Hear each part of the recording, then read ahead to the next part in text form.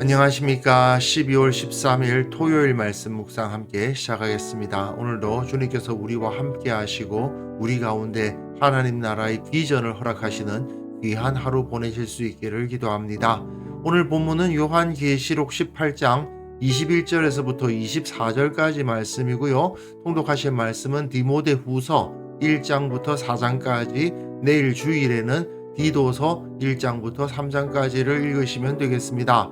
오늘 본문은 사실은 요한계시록 18장에 나와 있는 그 메시지를 다시 한번 떠올리게 하는 본문이고요. 1절부터 3절까지의 내용이 반복되는 듯한 느낌을 갖게 하는데요. 이것을 통해서 하나님의 심판이 확실함이 인쳐지고 있거든요. 우리가 과연 하나님의 나라를 꿈꾸고 있는가? 하나님의 심판은 반드시 오리라는 사실을 기대하며 그것을 기뻐하고 있는가를 오늘 다시 한번 점검해 보았으면 좋겠습니다. 그럼 먼저 말씀을 보시겠습니다. 이에 한 힘센 천사가 큰 맷돌 같은 돌을 들어 바다에 던져 이르되,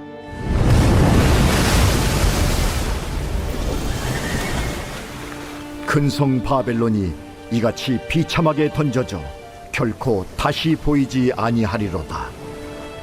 또 검은 고 타는 자와 풍류하는 자와 퉁소 부는 자와 나팔 부는 자들의 소리가 결코 다시 내 안에서 들리지 아니하고 어떠한 세공업자든지 결코 다시 내 안에서 보이지 아니하고 또 맷돌 소리가 결코 다시 내 안에서 들리지 아니하고 등불빛이 결코 다시 내 안에서 비치지 아니하고 신랑과 신부의 음성이 결코 다시 내 안에서 들리지 아니하리로다. 너의 상인들은 땅의 왕족들이라. 내 복술로 말미암아 만국이 미혹되었도다. 선지자들과 성도들과 및 땅 위에서 죽임을 당한 모든 자의 피가 그 성 중에서 발견되었느니라. 오늘 본문은 7 대접의 심판의 마지막 부분이고요. 그 다음에는 이 요한계시록의 마지막 장이라고 할 수 있는 결론부에 넘어가기 위한 찬양이 이어질 것입니다. 오늘 본문을 통해서 하나님의 심판은 확증되는 거예요. 특별히 요한계시록 18장은 1절부터 3절까지의 내용과 20절부터 24절까지의 내용이 상당히 일맥상통해요. 그러니까 처음 시작할 때 선포했던 내용과 마지막에 마무리될 때 선포되는 내용이 아주 비슷합니다. 이걸 통해서 이것도 역시 2번 선포함으로써 그 확실성을 나타내고 있는 것이라고 볼 수 있겠죠. 18장 첫 부분 묵상할 때 혹시 기억나실지 모르겠습니다만은 거기서 구약 선지자들 예레미야나 이사야의 예언을 떠올리게 하는 표현들이 많이 사용되고 있거든요. 그런데 오늘 본문인 20절부터 24절도 마찬가지입니다. 본문을 보시면요. 이에 한 힘센 천사가 큰 맷돌 같은 돌을 들어 바다에 던져 이르되 되어 있습니다. 자, 한 힘센 천사가 등장해요. 1절부터 3절까지를 보시면요. 이 일 후에 다른 천사가 하늘에서 내려왔는데 그가 큰 권세를 가졌어요. 힘센 천사, 큰 권세를 가진 천사. 즉 처음 시작할 때 이 큰 권세를 가진 천사가 나타났던 것처럼 또 한 명의 힘센 천사가 나타나고 있는 거죠. 그런데 2절에서는 힘찬 음성으로 외쳐 이르되 무너졌도다 무너졌도다 큰 성 바벨론이여 하고 선포를 하고 있는데, 이번에는 이 힘센 천사가 큰 맷돌 같은 돌을 들어 바다에 던지는 모습을 보여주고 있습니다. 2절에서 무너졌도다 무너졌도다 큰 성 바벨론이여, 이 표현은 사실은 이사야서의 내용을 떠올리게 하는 본문이거든요. 그런데 이 맷돌 같은 돌을 들어 던지는 것은 예레미야서의 내용을 떠올리게 하는 겁니다. 하나님께서 뭐라고 말씀하시냐 하면은 이 책 읽기를 다 한 후에 책에 돌을 메어 유브라데 강 속에 던지며 말하기를 바벨론이 나의 재난 때문에 이같이 몰락하여 다시 일어서지 못하리니 그들이 피폐하리라 하라. 하나님의 심판의 말씀이 기록된 두루마리에다가 돌을 매가지고 유브라데 강 속에 던지라고 하십니다. 이 말씀은 더 이상 사람들이 고칠 수가 없는 거예요. 이 역시도 예레미야가 바벨론의 멸망을 선포할 때 사용했던 표현이거든요.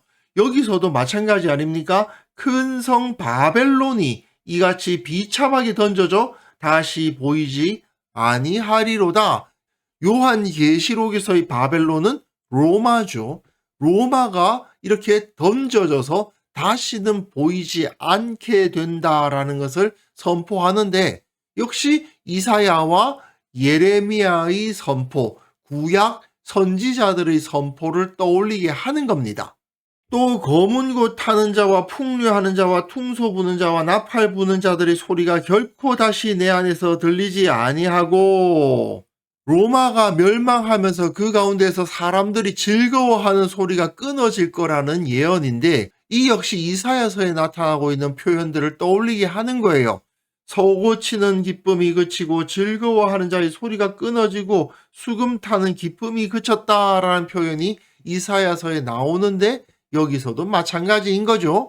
그리고 어떠한 세공업자든지 결코 다시 내 안에서 보이지 아니하고, 또 맷돌 소리가 결코 다시 내 안에서 들리지 아니한다. 맷돌 소리가 들리지 않는다는 것은 사람들이 밀을 갈아서 빵을 만들어 먹는 소리가 안 들릴 거라는 말씀인데, 예레미야서에서 보시면 내가 그들 중에 기뻐하는 소리와 즐거워하는 소리와 신랑의 소리와 신부의 소리와 맷돌 소리와 등불빛이 끊어지게 하겠다라는 말씀이 여기서 주어지고 있거든요. 여기서도 등불빛이 결코 다시 내 안에서 비치지 않는다. 맷돌 소리는 들리지 않는다. 신랑과 신부의 음성이 결코 다시 내 안에서 들리지 아니하리로다. 예레미야서의 말씀이 연상되도록 표현하고 있는 것이죠. 그리고 또한 너희 상인들은 땅의 왕족들이라 내 복술로 말미암아 만국이 미혹되었도다. 이 역시 이사야서에서 그 상인들은 고관들이다. 상인들이 땅의 왕들이다. 거의 비슷한 표현이라고 할 수 있습니다. 그 무역상들은 세상에 존귀한 자들이라. 이 표현과 거의 같죠. 그렇지만 너희 복술로 말미암아 만국이 미혹되었다. 로마의 우상 숭배에 의해서 그 제국의 모든 땅이 다 미혹을 당했다는 선포 아니겠습니까? 그리고 결론적으로 선지자들과 성도들과 및 땅 위에서 죽임을 당한 모든 자의 피가 성중에서 발견되었느니라.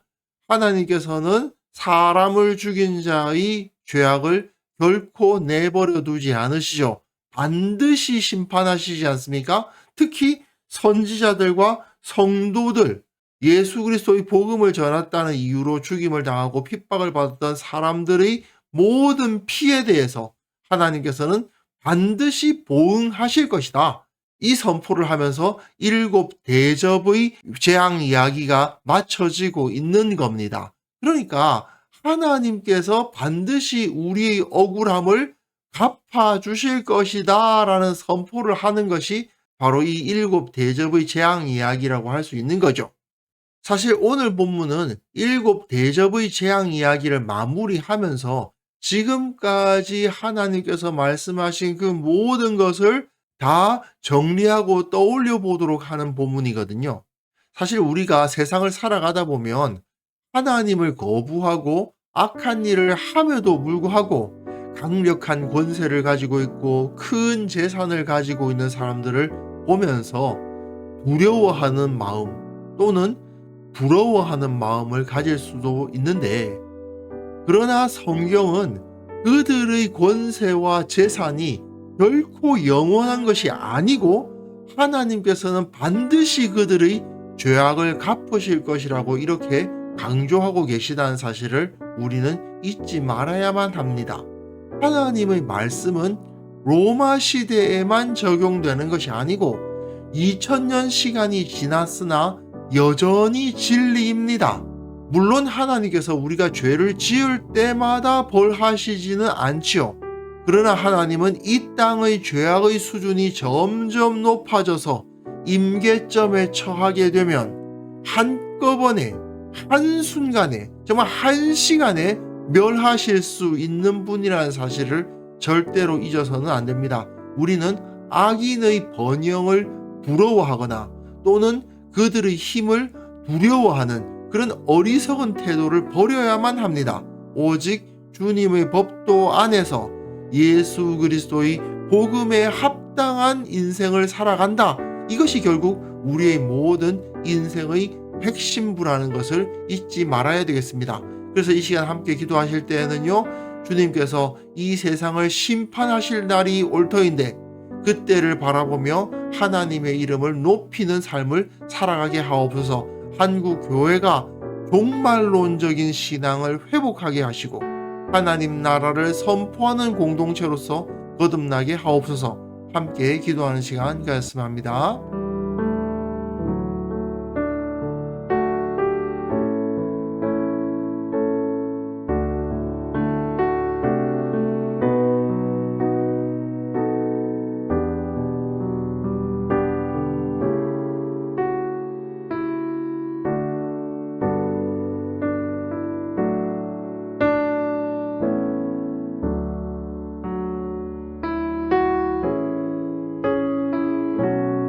하나님 아버지, 우리가 세상의 마음을 빼앗겨서 주님께서 언젠가 이 세상을 심판하실 날이 다가오고 있음을 잊어버리고 살지 않도록 도와주시고 늘 깨어서 주님을 높이며 복음에 합당하게 살아가게 하여 주옵소서.